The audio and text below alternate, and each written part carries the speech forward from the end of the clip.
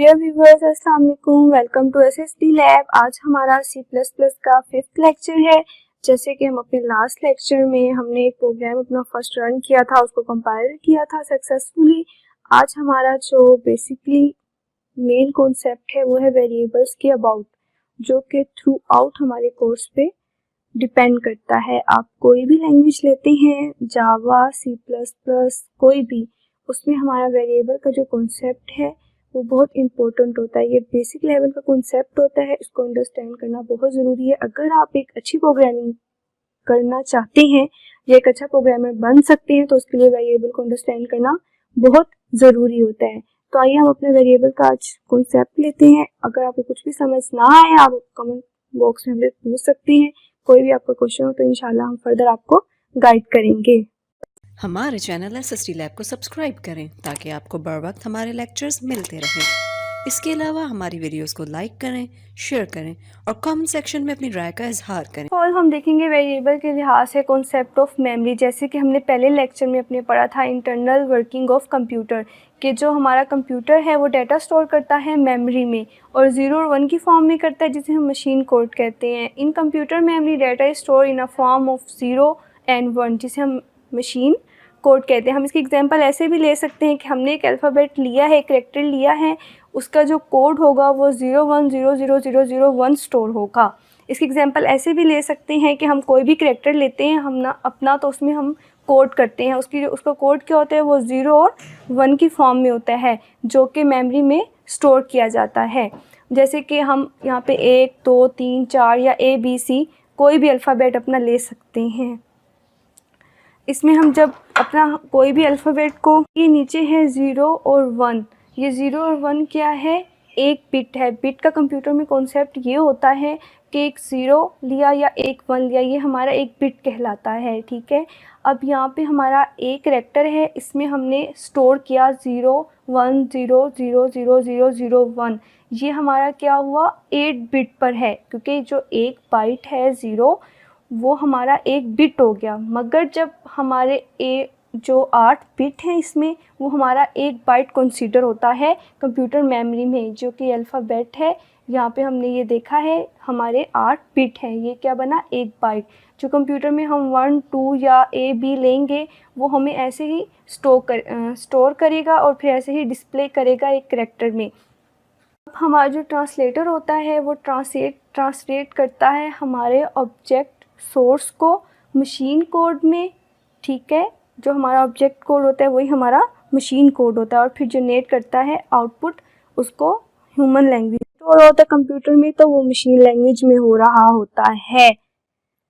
आगे चलते हैं, यहाँ पे है यूनिट ऑफ मेमोरी, कि जैसे कि मैंने बताया था कि एक बिट में 0 और 1 होता है। ठीक है, और एक बाइट है उसमें 8 बिट्स हैं। 8 बिट्स मतलब एक बिट्स, जैसे कि हमने पीछे देखा था, यहाँ पर था कि 8 बिट्स थे, ये एक बिट बना रहा था, जो कि एक कैरेक्टर बना रहा था। एक कैरेक्टर में 8 बिट्स मतलब एक बाइट स्टोर होता है। आगे है हमारा 1 किलोबाइट, इसको KB भी कहते हैं, ये 1024 बाइट्स पर होता है। आगे है MB stand for 1 gigabyte, megabytes. KB जो कि 1024 बाइट्स पे होता है, KB को किलोबाइट्स भी कहते हैं। आगे है MB जो होता है 1024 किलोबाइट्स पे होता है, जिसे हम मेगाबाइट्स कहते हैं। फिर आगे है 1 गीगाबाइट, जिसे GB कहते हैं, ये 1024 मेगाबाइट्स पे होता है। आगे टेराबाइट्स, TB 1024 गीगाबाइट्स पे होता है। इससे आगे भी बहुत से होते हैं जिसे हम फर्दर आगे स्टडी कर ऐसे ही चलते जाएंगे। जैसे किलोबाइट्स हमने 1024 बाइट्स पे किया है एक दूसरे से कनेक्ट होकर। इसी तरह है, ये हमारा यूनिट ऑफ मेमोरी होता है। आई होप सो आपको समझ आ गई होगी, क्योंकि ये आगे मेमोरी में डाटा स्टोर करने के लिए, प्रोग्राम लिखने के लिए काफ़ी इम्पोर्टेंट होता है। तो फिर आगे चलते हैं, हमारा है वेरिएबल इन C++। के वेरिएबल्स का क्या काम होता है C++ में, we need value to store in memory for different purpose. हम जो है मेमोरी में डाटा स्टोर करते हैं डिफरेंट पर्पस के लिए। हमारा जो भी डाटा है वो मेमोरी में स्टोर होता है बिफोर प्रोसेसिंग से पहले हम अपना डाटा मेमोरी में स्टोर होना होता है। जिसमें हम अपने वेरिएबल्स का जो मेन पर्पस होता है कि मेमोरी में जगह चाहिए होती है डाटा स्टोर करने के लिए, जैसे कि variable are use to occupy memory to store value. ये हमें क्या करता है, मेमोरी में वैल्यू स्टोर करने के लिए हमें प्लेस दे देता है कि कहाँ पे हमने अपनी वैल्यू जो है वो स्टोर करनी है। कंपाइलर जब कंपाइल करता है आपके सोर्स कोड को, तो जहाँ जहाँ पे आपने वेरिएबल बनाए होते हैं वहाँ उन वेरिएबल्स के अगेंस्ट जाकर वहाँ पे जो प्लेस बनाता है, आपने जो वैल्यू दी होती है वहाँ पे उनको स्टोर कर देता है। यहाँ पे हम एक एग्जांपल लेते हैं। ये एग्जांपल लिए हमने वेरिएबल की, ठीक है। इसमें C++ में जो है वेरिएबल का एक सिंटैक्स होता है, ठीक है। इसका सिंटैक्स कैसे लिखते हैं हम वेरिएबल्स का, int a is equal to 10। यहाँ पे इंट जो है वो वेरिएबल टाइप है, इंट मीन इंटीजर। ये डाटा टाइप्स हैं, मैं इंशाल्लाह इनको जल्द ही कवर करूंगी अपने लेक्चर में नेक्स्ट में, जो कि जिसमें इंटीजर, फ्लोट, हमारा फ्लोटिंग पॉइंट, कैरेक्टर, ये हमारी सब टाइप्स होती हैं, डाटा टाइप्स, ठीक है। यहाँ पे इंटीजर है, इसका मतलब ये है कि हमने यहाँ पे नंबर अपने करने हैं, मतलब कि इसमें डेसिमल वैल्यू आएगी, विदाउट डेसिमल नहीं आएगी, क्योंकि फ्लोटिंग में डेसिमल आती है। और ये जो a है ये वेरिएबल नेम है कि मैंने उसे स्पेसिफाई कर दिया है मेमोरी को, जिसमें जब मेमोरी में डाटा स्टोर होगा तो उसको जब वो वहाँ पे जाएगा उसे पिक करने में आसानी हो कि मैंने वेरिएबल को नाम कैसे दिया है, क्या दिया है। जैसे अगर हम एक किचन उसको अरेंज करते हैं तो हमें ये पता होता है कि हम उसको अपने कप है उसको हम टी कप कहते हैं। हमने क्या किया है, एक कप था हमारा चाय पीने वाला, ठीक है, वेरिएबल टाइप हो गई कप, ठीक है। उसको मैंने क्या किया, उसको मैंने टी कप बोल दिया, मैंने उसको वेरिएबल को नाम दे दिया। अगर मैं आपको इंस्ट्रक्शन देती हूँ या किसी को देती हूँ कि आप किचन में से जाके टी कप लेकर आए मेरे लिए, तो आपको पता होगा वेरिएबल नेम कि टी कप किसे कहते हैं, तो आप वहां से टी कप ही उठाएंगे, ना कि गिलास उठाएंगे। अब यहाँ पे इज इक्वल टू 10, तो मैंने क्या किया है 10 इसकी वैल्यू दी है कि आपने जो टी कप लेके आओगे उसके अंदर आपने पानी लेके आने, चाय लेके आने, वो वैल्यू होती है, ठीक है। तो इसको हम ऐसे ही पढ़ सकते हैं, जो 10 है वो is equal to a integer, मतलब कि 10 वैल्यू है वो जो हमारा a है उसमें स्टोर होगी, और वो जो इंटीजर डाटा टाइप में होगी हमारी जो वैल्यू हम देंगे स्टोर। तो मैथ की एग्जांपल भी ले सकते हैं, हम मैथ में करते हैं is equal to 10 is equal to 20 suppose करते हैं। अच्छा, जब कंपाइलर इसको कंपाइल करेगा तो फिर क्या होगा, अब हम जाते हैं मेमोरी लोकेशन में। मेमोरी लोकेशन में क्या है, यहाँ पे एक मेमोरी यूनिट है, वो हमारा ऑक्यूपाई हो जाएगा, जो जिसमें a होगा, ठीक है, जो हमने वेरिएबल नेम दिया था। और इसमें क्या होगा, वैल्यू स्टोर होगी 10 की। ये जो ऊपर हमारा मेमोरी लोकेशन एड्रेस है 0 1 2 3 4, ये हमने अपनी मेमोरी लोकेशन को एड्रेस दिया है।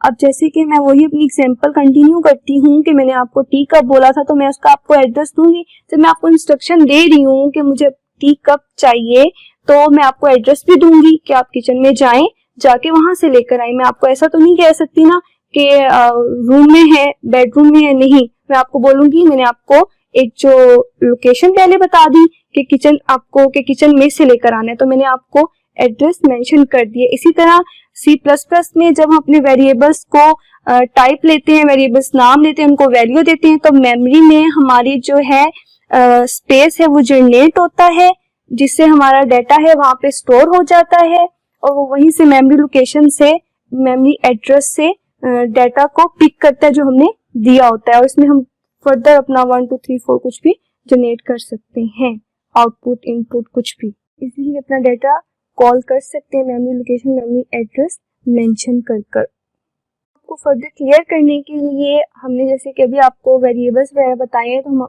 अब जाके इसका C++ में प्रोग्राम करते हैं, जिससे आपको अच्छे से क्लियर होगा कि हम इंटीजर वैल्यू लेंगे, वहाँ पे वेरिएबल लेंगे, उसमें वैल्यू स्टोर करवाएंगे, हमारी कैसे आउटपुट जनरेट होती है और कैसे हमारा एक प्रोग्राम बनता है। तो हम जाके अभी अपना प्रोग्राम करके आपको क्लियर बताते हैं अंडरस्टैंड करने के लिए, कि आप फर्दर अंडरस्टैंडिंग कर सके। मैं मेन्यू में जाऊंगी, इसके बाद सोर्स फाइल में गई हूँ, वही मैंने पहले जैसे लिखा था वैसे मैं लिखूंगी इधर भी, हैश इंक्लूड ISOstream, फिर enter using name space std main bracket, इसमें हम अपना वेरिएबल का कॉन्सेप्ट देखेंगे, फंक्शन बॉडी के ब्रैकेट्स डालेंगे, लिखूंगी int a is equal to, यहाँ पे मैंने 10 लिखा, तो मैं सेव करती हूँ। सेव में जाके मैंने इसका नाम वेरिएबल्स लिखा, वेरिएबल्स लिख के मैंने इसको सेव कर दिया। इसके बाद मैं कंपाइल करूँगी। ये हमारी मिस्टेक आई है। मैं आपको ये बताना चाह रही थी कि जब कोई भी मिस्टेक होती है, आप नीचे देखें नेम स्पेस में आई है, यहाँ पे मेरी मिस्टेक आई है, रेड करती है। जब हमारा कोई कोड में कुछ गलती होती है तो इस तरह जनरेट करता है एरर को। तो पहली लाइन ठीक थी, फिर मैंने ठीक करा इसको। नेम स्पेस स्पेलिंग मिस्टेक थी, उसको मैं ठीक करूँगी, स्पेस लिखा, फिर मैं उसको कंपाइल करूँगी। रन किया, रन करके अब ये देखें आ गया। यहाँ पे आउटपुट मैंने कुछ नहीं दी थी, हमें कॉन्सेप्ट दिया था पीछे सी आउट का, तो मैंने नहीं सी आउट लिखा था। अब ये वही कॉन्सेप्ट है कि जो ए है हमारी स्टोर हो गया होगा हमारी मेमोरी में, ठीक है, इसकी जो वैल्यू है वो स्टोर हो गई होगी मेमोरी में। अब मैं इसको सी आउट करूँगी कि मैंने कुछ दिया ही था सी आउट का, तो मैं इसको सी आउट करूँगी, ए करूँगी, फिर मैं इसको कंपाइल रन करूँगी। तो देन ये देखें यहाँ पे मैंने a is equal to 10 value थी, प्रिंट हो गई है 10। ये मैंने यहाँ पे इसको इंटीजर वैल्यू मैंने दे दी थी, सी आउट करके मैंने इसको। इसी तरह मैं प्रोग्राम कोई और लिखती हूँ, इंटीजर लिखा, b इज इक्वल टू 5। मैंने कहा था बहुत से वेरिएबल्स ले सकते हैं हम अपने, फिर मैंने सम लिया, ये भी मैंने इंटीजर टाइप का लूँगी। Integer sum is a plus is equal to a plus b लिखूँगी। तो इसके बाद जो है मैं सी आउट है उसमें यहाँ पे सम कर दूंगी। तो सबसे पहले ये a स्टोर करेगा 10, फिर b की वैल्यू स्टोर करेगा, फिर ये सम a प्लस b को सम करके उसकी आउटपुट जो है सी आउट में जनरेट कर देगा। पहले स्टोर करवाएगा और फिर उसको डिस्प्ले करेगा। रन करती हूँ मैं, तो अब ये देखें इन्होंने 15 सम आ गया, उसने 10 प्लस 5 किया और सम आउटपुट दे दी। वैल्यू स्टोर करवाते हैं, करवा के फिर उनको डिस्प्ले करवा देते हैं। इस तरह हमारी वैल्यू जो है वेरिएबल स्टोर होते हैं मेमोरी में। अब मैं ऐसा करती हूँ, कुछ और कर देती हूँ, मैं b की जगह है वहाँ पे मैं c लिख देती हूँ, मतलब कि सम की जगह ना, मैंने पहले प्लस करवाया था तो मल्टीप्लाई करवा देती हूँ, 1 मल्टीप्लाई b करवा देती हूँ, ठीक है। मैंने इसको कंपाइल किया, क्योंकि मैंने सम चेंज नहीं किया था सी आउट में, तो यहाँ भी ज़रूरी होता है, तो मैं सी लिखूंगी, रन करूंगी। रन करने के बाद हमारी जो आउटपुट आएगी, देखें अब इन्होंने क्या किया, इसको मल्टीप्लाई करवा दिया है। तो इसी तरह हम अपनी मर्जी से हमारी डिज़ायर हम इनपुट दे के अपनी आउटपुट ले सकते हैं। और आपको ये पता है कि इसकी जो है मेमोरी में पहले स्पेस बनती है, मेमोरी ऑफ यूनिट बनता है, उसको लोकेशन देते हैं, फिर उसके बाद ये इंटीजर टाइप देते हैं हम, और फिर ये डाटा जो है हमारा डिस्प्ले होता है, जो भी हम अपनी आउटपुट देते हैं C++ को। इस प्रोग्राम को मैं और शॉर्ट भी कर सकती हूँ, हमने बहुत ज़्यादा स्टेटमेंट लिखी है ना, जैसे हम इसको सब अरेज करके इजी लिख सकते हैं। Int a is equal to 10 किया मैंने, इसके बाद b इज इक्वल टू 5 और sum is equal to 0। Default में मैंने 0 लिख दिया, कोई भी मतलब वैल्यू दे दी, 0 से स्टार्ट कर लिया। अब यहाँ पे मैं क्या करूँगी, सिंपली सम लिखूँगी is equal to a plus b, और जो सी आउट है उसमें मैं अपना सम कर दूँगी, और फिर मैं इसको कंपाइल और रन करूँगी। तो हमारी जो आउटपुट आएगी वो देखें वही जैसे पहले आई थी, एज इट इज़ वैसे आई है। C++ में बहुत से प्रोग्रामिंग वे होता है लिखने का, आप जितना हम कम लिखेंगे उतना कम्प्लेक्स हमारा कम होगा और इजीली हम इसको आउटपुट इसकी जनरेट कर सकते हैं, इसको कर सकते हैं। हम सिंपल ही कर रहे हैं, जस्ट सम वगैरह। अगर आप पहले जब प्रोग्रामिंग करेंगे प्रॉपर तो बहुत कम्प्लेक्स होता है, क्योंकि उसमें हमारी हज़ारों कोडिंग ऑफ लाइन्स होती हैं। तो हम क्या करते हैं, इसको सिंपली एक एक लाइन में भी कर सकते हैं और वेरिएबल 1 से 2 ले सकते हैं। तो इसमें आप और भी करवा सकते हैं, मैंने सम करवाया, मल्टीप्लाई, डिवीजन, कुछ भी आप करवा सकते हैं जो आपकी डिज़ायर आप आउटपुट चाहते हैं। बेसिकली आपको ये समझाना था कि हमारा जो कंप्यूटर है वो वेरिएबल्स लेता है, कैसे मेमोरी में स्टोर करता है, कैसे लोकेशन अपनी ऑक्यूपाई करता है, फिर उसको कैसे रन करता है।